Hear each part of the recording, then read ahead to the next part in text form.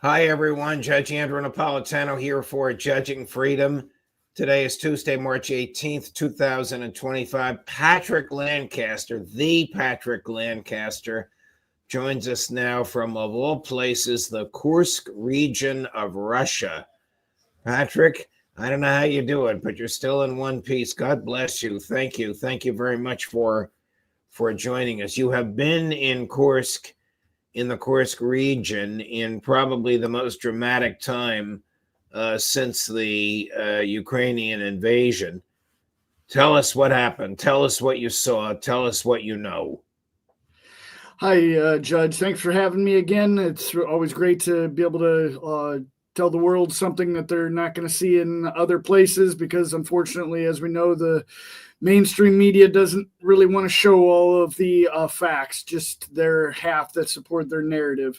But I like to show the other parts, and we can do that together. It's great. So, yes, I've been here in the Kursk region on the front line on and off since Ukraine made the incursion or invasion in August. It came right away in August, documented the initial loss of territory from Russian forces up to over 1,500 square kilometers, as we know.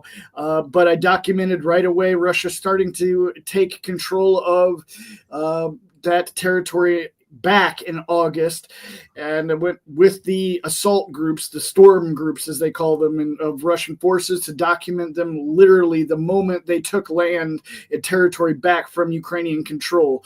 And in addition to August, I came in January to show the progression, because from August on, Russia started taking more and more territory back from Ukraine. And now I'm back here. I've been here for just over a week because 10 days ago, Russian forces completed an operation that purportedly had been underway for several months, where they literally hundreds of Russian soldiers went through gas pipes that were to move gas from one place to another, and crawled through these pipes under the Ukrainian defensive lines and collapsed the Ukrainian defenses when they basically just popped up behind, as they would call, enemy lines.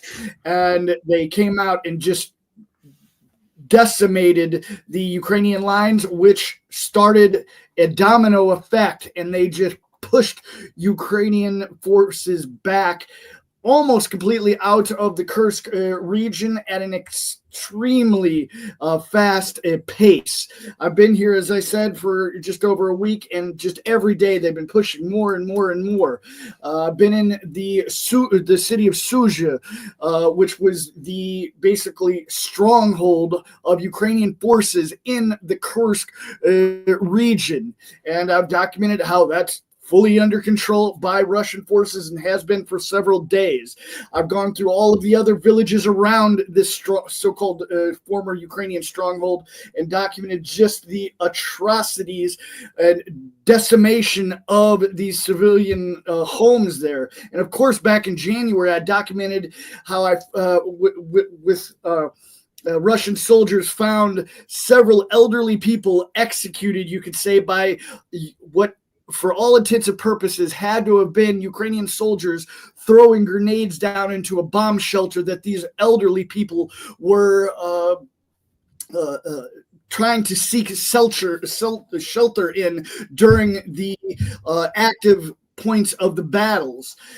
Just found several killed civilians. And of course, we can never forget the family who, unfortunately, the mother of this family, the the wife of the husband I spoke to, she was shot by a Ukrainian soldier as they tried to escape on August 5th from the encroaching Ukrainian forces. And he explained how the Ukrainian soldier saw his eyes and saw that he was a civilian and still opened fire on him and his family, killing his pregnant wife and injuring their 2-year-old son.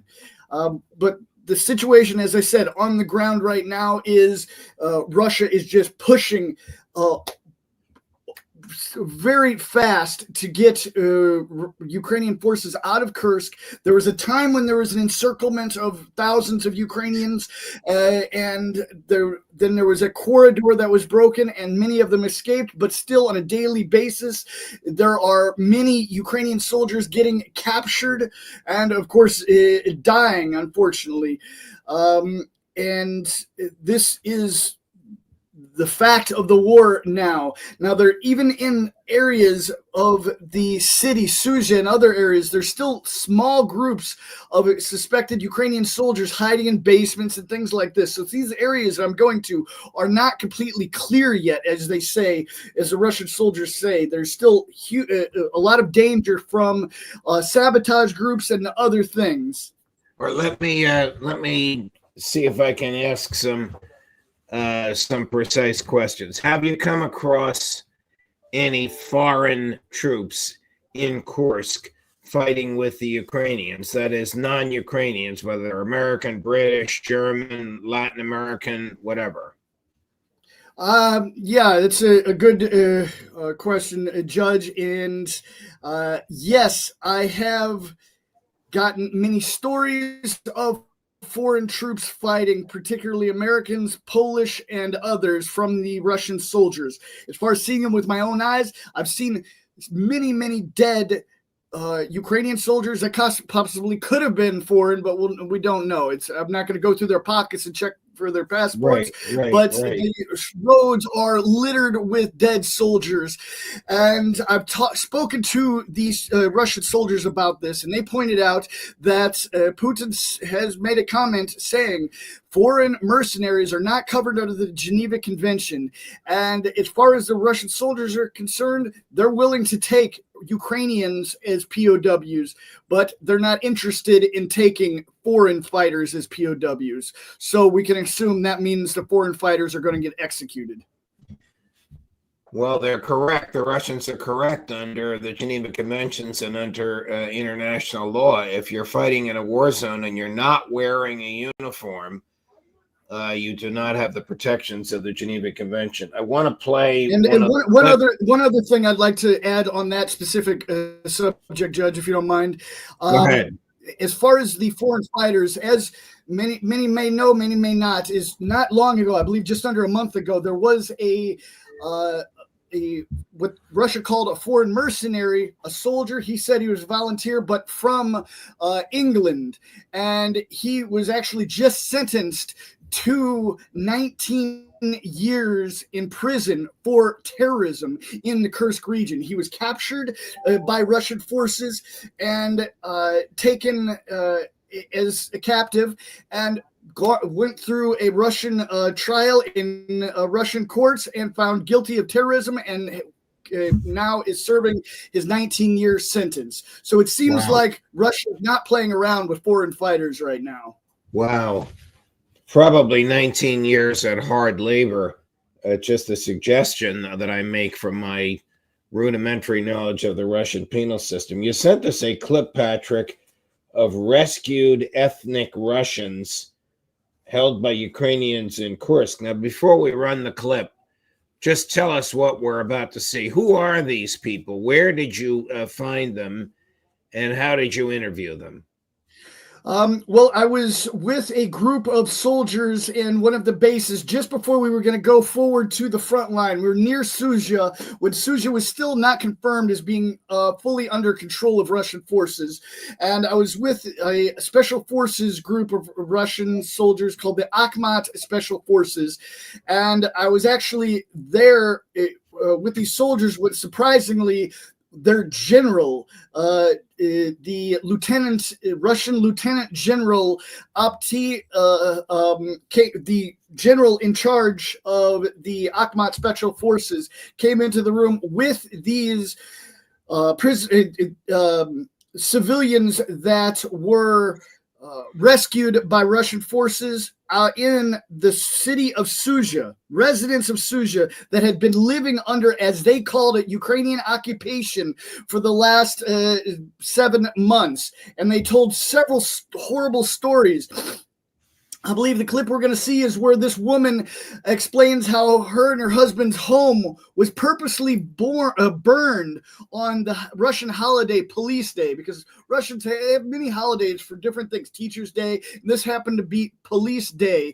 And she said the Ukrainian soldiers found his uniform and figured out that he was a retired major from the Russian police and burned their home and displayed his uniform in front of the home. Just to show what they did. We're going to play the clip. It looks like it might be in a basement, and it looks like you're interviewing them. And of course, Chris has translated everything. Chris, Lancaster cut number 1. My daughter's calling.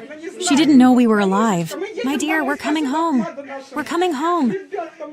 I didn't know whether you were alive for over a month.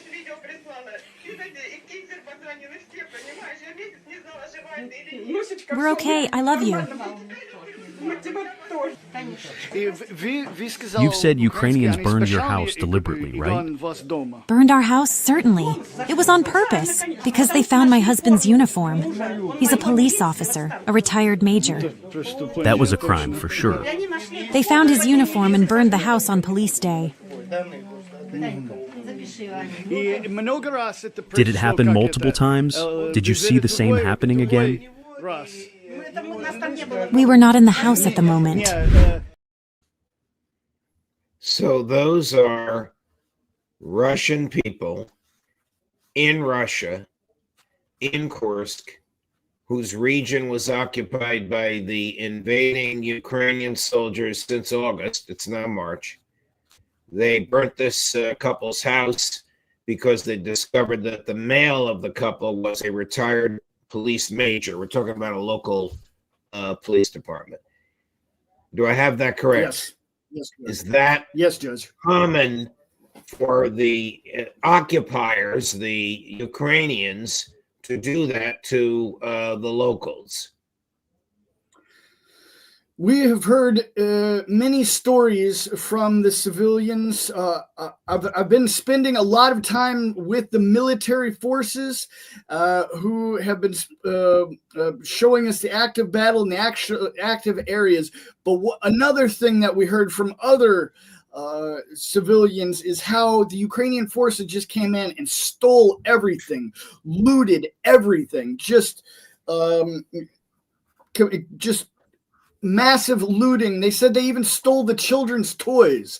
And there were every grocery store and product store in Kursk has been vandalized by Ukrainian forces. They even posted videos online of them looting these stores. They became almost somewhat of memes.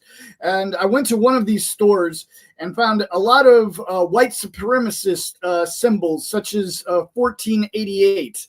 And I don't know if we want to get too much into exactly what that means, but I think many of the viewers can understand what that means. If they don't, they can look it up possibly. Wow. Here's another clip, Patrick, with a Russian bomb tech explaining his understanding of the history. Chris, Lancaster number 3. I'm Patrick Lancaster, and right now we are with Russian forces not far from the Russian-Ukraine war front line. What happened in 2014? In 2014, seizure of power. There was a coup in the country.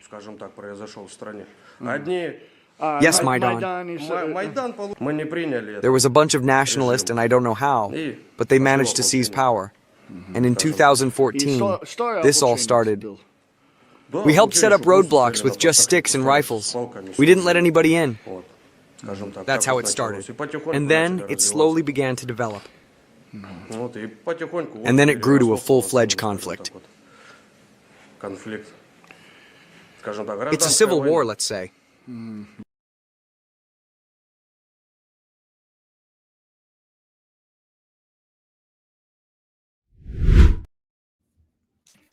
Do you engage in conversations with Russian troops about their understanding of history? I mean, if you talk to an American journalist, they'll say the war started 3 years ago when Russia invaded Ukraine.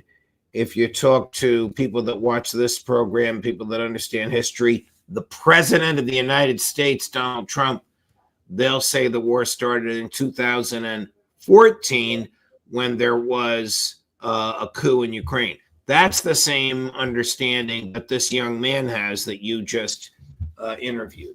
Question: do they share this understanding? Can you generalize like that, Patrick? Well, a lot of these, yes, Judge, a lot of these soldiers, they view one of the major reasons of Russia coming into the war was to protect the people in the Donetsk and Lugansk regions who voted to break away from Ukraine in 2014 after the what they call the coup in Kiev, Maidan. In the west of Ukraine, they called it a revolution, but the local population of Donetsk and Lugansk viewed that as the end of their Ukraine. Even the ones that were Ukrainian patriots viewed that as the end of their Ukraine, because the elected government that they helped elect was removed from office with them having nothing to say about it. So they were done after that. And they had prayed to be brought into Russia like Crimea was during that time. But unfortunately for them, a 8-year war came, and before Russia finally came in and said enough is enough. And of course, no one expected us to be in into the fourth year now. But this is a long war. It's been going for 11 years now. The news of the moment is that President Putin agreed in a phone call with President Trump to halt Russian strikes on Ukrainian energy facilities, but not to a full ceasefire as Trump had insisted upon. They haven't, of course, spoken to President Zelensky yet. I don't know that he has any say in this. But does this surprise you that President Putin agreed for 30 days to stop striking Ukrainian energy facilities, but to keep the war going until they have expelled the Russians fully from Kursk, and the Ukrainians fully from Kursk, and until they achieve their objectives in eastern Ukraine, or what is now Russia? Well, I think, as the old saying goes, Zelensky and Trump are playing checkers, and Putin's playing 4D chess. He had to give something. But anyone who's really into the situation here can understand that a full ceasefire was not gonna come yet. Last year, Putin said exactly what needed to happen for a full ceasefire and peace, for that matter, and that's Ukrainian forces leaving Russia, what Russian law considers part of Russia. And right now, there's 5 regions of what Russian considers Russia by Russian law that are, as Russia says, occupied by Ukrainian forces. And that's Kursk, of course, and Zaporozhye, Kherson, Donetsk, and Lugansk. And he made it clear that until there was no Ukrainian soldiers on those territories, peace was not going to come in the form of a long-term peace or a ceasefire. So I personally expected something like this, but he had to give something. I mean, he just couldn't totally stonewall the situation. Well, part of the problem is that the Trump White House has been crowing for a week about how they were going to get a ceasefire out of this, and it's significantly short of what they were seeking. President Trump, deserves some credit for any bullet not fired. Is one less person hit with the bullet. So he'll take some credit for it, and deservedly so, but this is nowhere near what he was looking for. As you may know, I was recently in Moscow. Last week at this time I was flying home, but I had been in Moscow for 5 days. And many of the people with whom I interacted revealed to me the prevalence of a very traditional Christianity amongst upper classes and even amongst blue-collar people. I'm talking about Sergei Lavrov himself. I'm talking about Professor Alexander Dugin himself. I'm talking about Konstantin Malafeev and all the people around him. When I went to the Russian Orthodox Mass on Sunday morning, standing room only from 30 minutes before the Mass started. Some of the people with whom we dined, even though we dined sumptuously, sat at the feasts on Friday and only drank water and tea because they fast totally from food on Fridays in Lent. I give you this as a background because at first I was a little startled at what this drone pilot said to you, but then I realized this is consistent with the suspicions about the libertine West and consistent with the teachings of the Russian Orthodox Church. So it's a little long, but it's fascinating. He repeats himself, but it's fascinating. Here is Patrick chatting with a Russian drone pilot, asking him why he's fighting Lancaster number 4. Because I'm fighting against Satan. I'm fighting for my future, for my children, for my family, and for my people.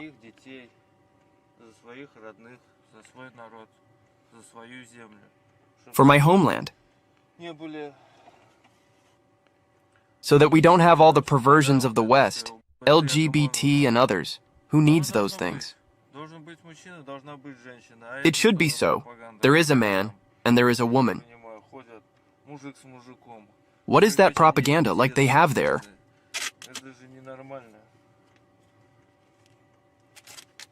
I don't get it. How they do that there? A man dates a man? I don't need such interest here.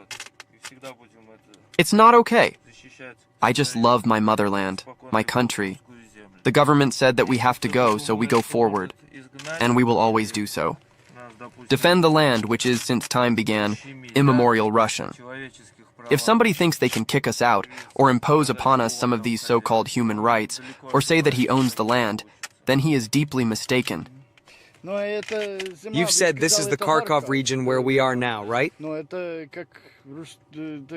Is this Ukraine, or... No, Ukraine is Russia anyway. Like Odessa is Russian as well, I think. Ukraine has never existed as a state. It's even called 404, like an error. They just trusted the fate of the country to the clown. But Europe, the United States, and NATO said that Russia is the aggressor. Russia is an aggressor? Yes. They always say that. Who took Berlin? Who took Berlin? The Red Army took Berlin. Our grandfathers and great-grandfathers. Whose land was this? Ours. And it will always stay such. And we will fight to the end. What is he doing as he's chatting with you? Is he assembling a drone? Yeah, he's putting a thermobaric warhead on a FPV kamikaze drone, preparing to fly it onto a Ukrainian frontline command and control center. And I think in another clip, he explained what the thermobaric warhead does. It sucks the oxygen out of the air, and the victims die immediately. Yeah. He right after that clip, several Ukrainian soldiers were killed by that bomb. Wow. Have you found this level of patriotism, love of country, devotion to traditional Christianity elsewhere besides just this drone technician? Yeah, well, it's very, very common in Russia. I mean, the vast majority, upper 90% of people in Russia are Russian Orthodox, I would think. And that's just my personal opinion. I haven't looked at the actual stats, but basically everyone is Russian Orthodox here, and they go to church. They, as you said, they follow the traditions and respect God and their beliefs. Patrick, you're doing the work of the angels yet again, and you're keeping your guardian angel busy, and he's protecting you, my dear man. Thank you very much for reaching out to us with all of this. Thank you for your time on the air today. Obviously, this is live, but it'll be posted immediately for people all over the world to see your good work and to see a version of these events with which, even with Donald Trump in the White House, we still don't see in the Western media. You almost stand alone, Patrick, and we're deeply grateful for your friendship and your professionalism. Well, thank you very much for everything you do, Judge, and I hope at some point we can meet in person when fate wills it. It'd be my pleasure. Thank you, Patrick. All the best. Stay well. And coming up at 3 o'clock this afternoon on all of this, on bombing the Houthis, on slaughtering more innocents in Gaza, on this partial ceasefire, who better? Colonel Karen Kwiatkowski, Judge Napolitano for Judging Freedom.